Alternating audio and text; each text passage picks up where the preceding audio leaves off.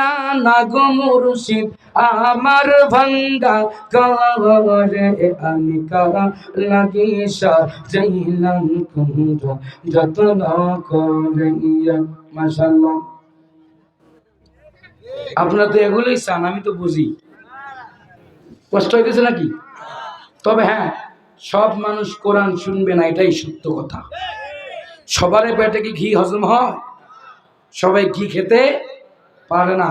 তবে first class student যারা, শেষ পর্যন্ত তারাই থাকবে। আমি কি কোরআন হাদিসের বাইরে একটা কথাও বলেছি? আপনাদের খারাপ লাগতেছে? কিছুক্ষণ চালাবো প্রিয় ভাইয়া? তাহলে নিশ্চয়ই যারা বললেন কলু রব্বুনা আল্লাহ, আল্লাহ আমাদের রব, এই কথার উপর যারা ইস্তেকামাত ছিল, আল্লাহ তাদেরকে আসমান থেকে ফেরেশতা দিয়া সহযোগিতা খালি নয়, আল্লাহ বলছেন তাদেরকে সহযোগিতা করা আমার জন্য ওয়াজিব হয়ে যায়। সুবহানাল্লাহ। সম্মানিত ভাইরা, আল্লাহ রাব্বুল আলামিন কেমনি সহযোগিতা করেন একটু ইতিহাস থেকে আলোচনা শুনলে বুঝতে পারবো কেমনে আল্লাহ সহযোগিতা করেন। মুসার সময় ছিল কে? মুসার সময় ফেরাউন চাইলেন মুসার জন্ম বিরতি হবে, কোনোভাবেই যাতে মুসা জন্ম নিতে না পারে। 5 বাহিনীর সদস্য, 5 বাহিনীর প্রধানকে ডাকলেন। ডাকার পর কি ঘটনা হলো শোনার দরকার আছে না নাই? কারা কারা শুনবেন না একটু হাতটা তোলেন তো। সকলেই শুনবেন, লিল্লাহি তাকবীর। ও আল্লাহর বান্দারা, 5টা কর্মসূচি আপনাদের জন্য রেখে দিলাম। এইদিকে মূসার জন্ম ঠেকানোর জন্য ফেরাউন কাজ করলেন। পয়েন্ট 2টা ধরে রাখেন। আসুন তো একটু কোরআনের সঙ্গে পরিচয় হয়ে যায়। বলেন তো এই কোরআনের বাড়ি কোথায়? সবাই কথা কয় না। কোরআনের বাড়ি লাউহে মাহফুজে, সবাই জানেন। বলেন তো কোরআন কোন দিন জমিনে এসেছেন? লাইলাতুল কদরে। যারা ওয়াজ শুনেছিলেন শরীফুল মার্কেটে তারা বলতে পারবেন। শফিকুল মার্কেট ওয়াজ কোরআন এসেছেন লাউহে মাহফুজে, বাড়ি হলো লাউহে মাহফুজে। আসছে রমজানে, দিনটা ছিল কদরের রাত, সময়টা ছিল ফজরে। এই কোরআন আছে সমস্ত জালিমদেরকে বিদায় করতে। কথা কন ঠিক কিনা?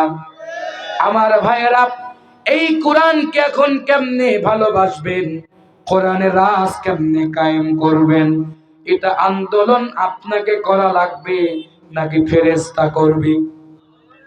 আপনাদেরকে করা লাগবে।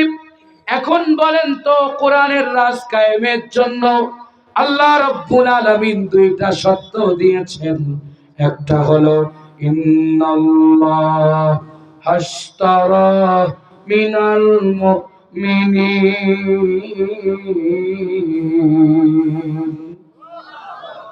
মিনাল মুমিনিনা আনফুসাহুম ওয়া আমওয়ালাহুম বিআন্না লাহুমুল জান্নাহ। আল্লাহু আকবার।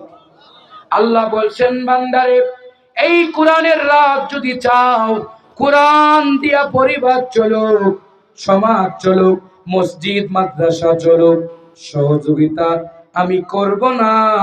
তোরে সহযোগিতার জন্য বানাইছি আমি। আমার ঘর নির্মাণ হবে, কাজ করবি তুই। জমিন কার? আমরা কার? আসমান কার? পানি নেয় কারা? জমিতে ফসল ফলে খায় কারা? আমরা খাই, আমরা পড়ি, আমরা চলি। জমিন কখনো অভিযোগ দেয় না। জমিন কখনো বলে না আল্লাহ এত জোরে হাঁটে আমি কষ্ট পাই, অভিযোগ দিছে নাকি?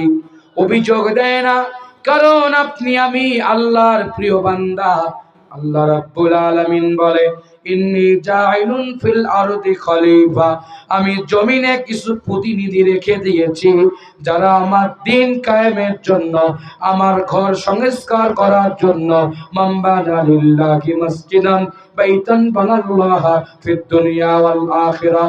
আমার মসজিদে টিন লাগবে, আমার মসজিদে সিমেন্ট লাগবে, আমার মসজিদে বাঁশ লাগবে, আমার মসজিদে রড লাগবে, এগুলো ফেরেশতা দিবে না।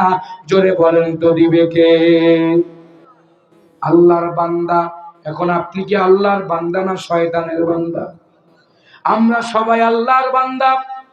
আর পর্দার আলে যারা আছেন এরা হলো আল্লাহর বান্দি। আমার মায়েরা হলো বান্দি, আব্বা জানেরা হলো বান্দা। এখন বান্দার বান্দি উভয় মিলে যদি আজকে আমরা দান করি, বলেন তো এই দানগুলো কবুল করে নিবেন তার নাম কি? প্রিয় ভাইরা, আজকে আমি আপনাদের মাঝে 5টা মিনিট কালেকশন করব। কয় মিনিট? 5 মিনিট।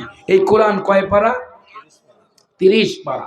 30 জন, 15-20 জন পুরুষ, 10 জন নারী। আমি দেখতে চাই আশারায়ে মুবাশশারা 10 জন। এই 10 জন থেকে একটা করে পারার বিনিময়ে 10টি করে 1000 টাকা দান করবেন মসজিদের জন্য, আপনাদের ওয়াক্তি ঘরের জন্য। একটা পারা, এই 14টা পারা, 30টা পারা আছে। 30 জন মুজাহিদ দেখতে চাই। ওইদিকে যে পয়েন্ট রাখছি 100তে 100, কেউ যাবেন না। আমি একটা ভাই দেখতে চাই যে হুজুর আমি 10,000 টাকা দিব। কেউ আছেন? ভাই কি বেশি হলো নাকি? কমাই দিব না? কমাই দিব 5,000 করে। নাই কোনো বাবাজি নাই? নজরুল ইসলাম 10,000 টাকা। নজরুল ইসলাম ভাই বলি মারহাবা। আল্লাহ তাআলা নজরুল ইসলাম ভাই 10,000। আল্লাহ ভাইয়ের দান কবুল করেন। কিয়ামতের দিন দানকে নাজাতের ওসিলা বানায়া দিয়া 10 তলা একটা ভবন দিয়েন।